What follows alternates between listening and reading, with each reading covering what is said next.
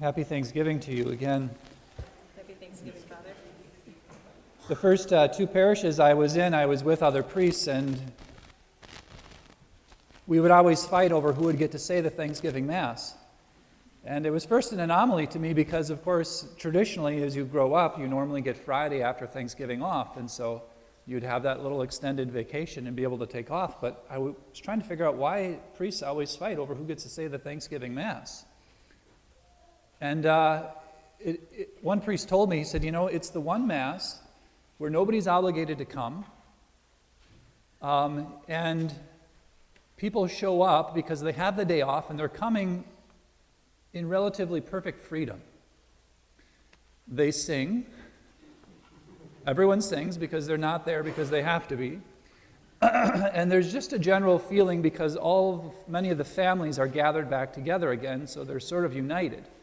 So it's sort of like Christmas, I suppose, or Easter, but even more so because those are days of obligation.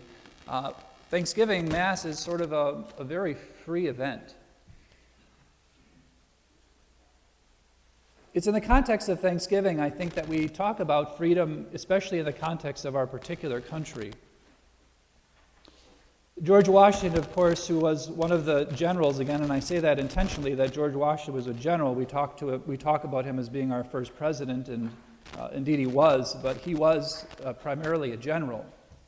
And it was he who led the revolutionary armies over England, who, of course, the King George was suppressing the people, especially in regard to religion. There had always been a contest between religious freedom, and is it the king who establishes what the religion should be?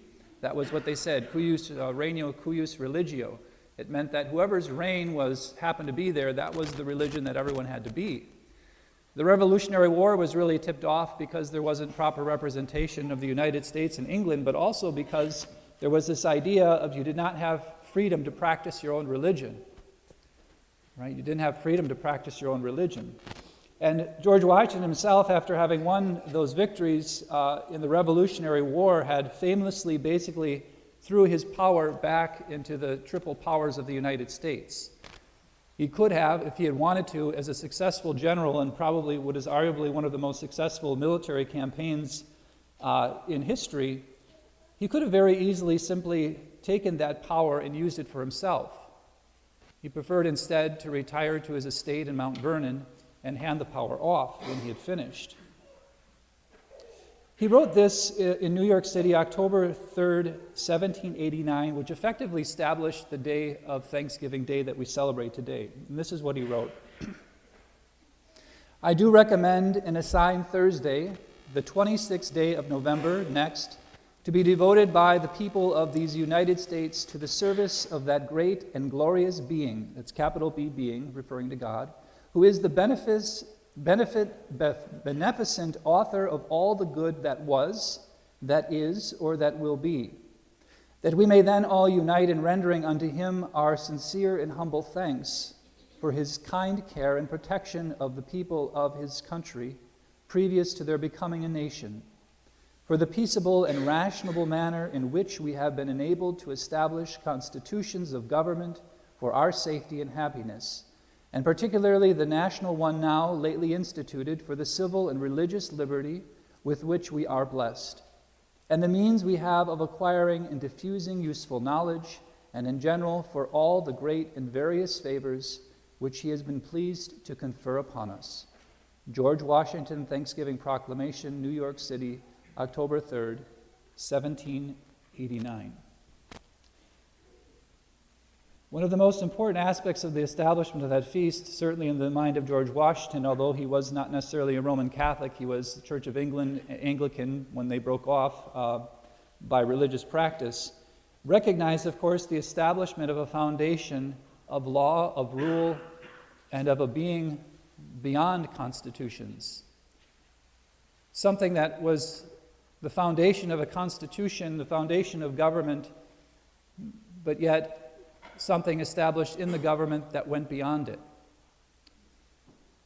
I don't want to turn this into anything political, but it's pretty true, it's pretty obvious that we've lost in our country a great deal of the thanksgiving that we owe to God.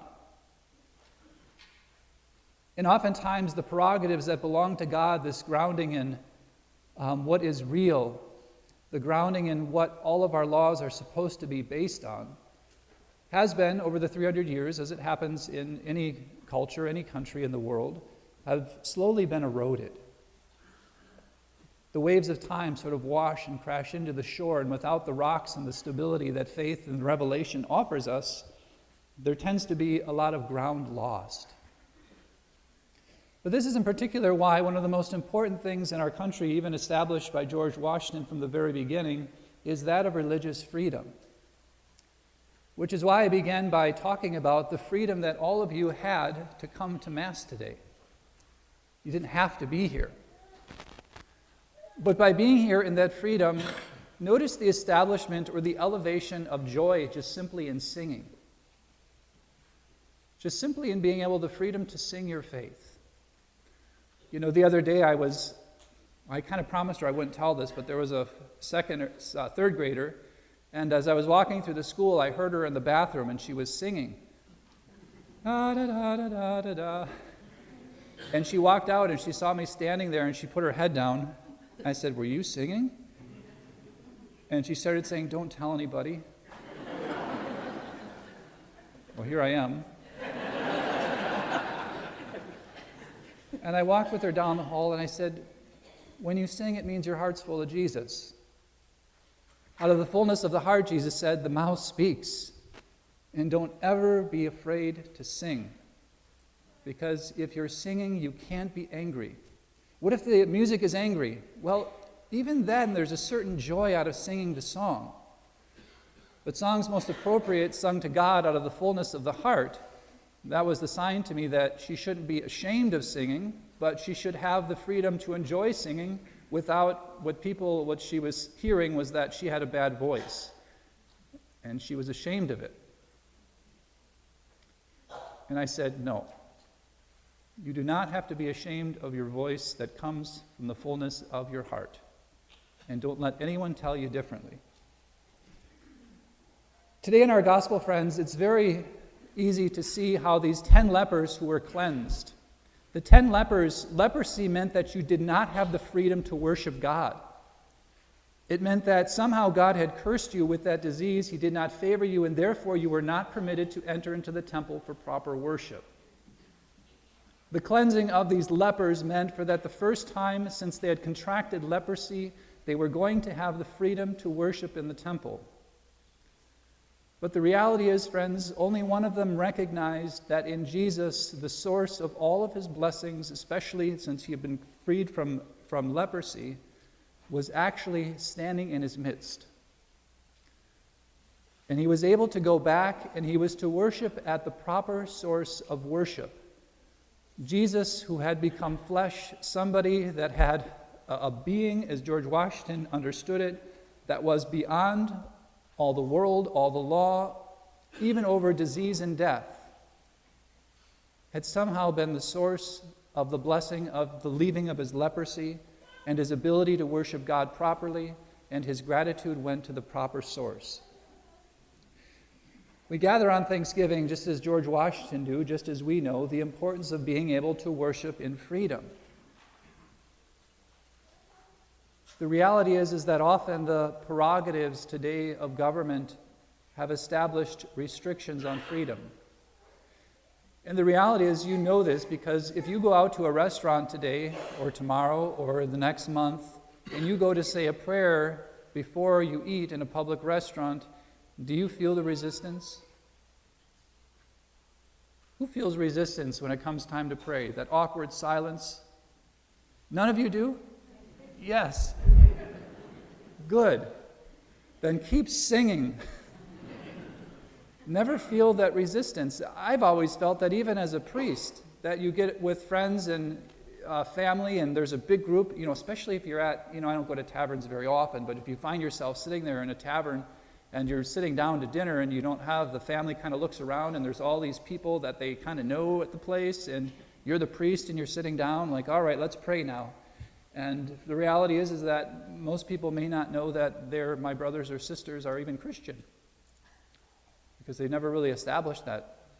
And to pray is sort of an admission to that. I've discovered that the reality is that people really need faith.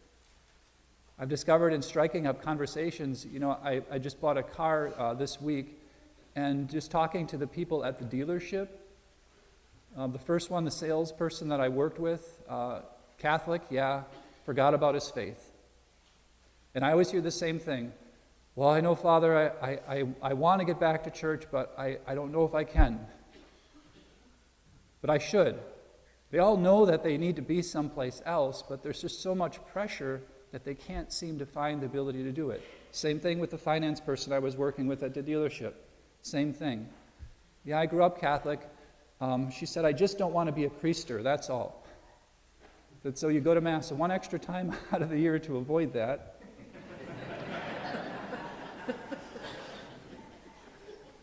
And I always invite them to have a conversation, because I see just in people every day their freedoms being restricted by culture. They don't realize it, and oftentimes we don't realize we're in a river moving in a certain direction until we put our feet on the ground and then begin to feel the resistance. And so today, friends, I guess the real encouragement is that recognize the source of all of our blessings. They don't come strictly from the stability of an economy, the stability of job, the stability of family. The reality is those things can all be taken away. The real source of blessing is the foundation that lies beyond all of those material things. And that is what the leper who had been cured today in our gospel recognized. That it is true and good and true and right religion to worship the truth himself, who is Jesus today present on our altar. And let's give gratitude today to God for everything we have, not only in our country, still the freedoms we enjoy, but also every little thing in our life. And like that leper cured, give proper worship to God as the source of all those blessings.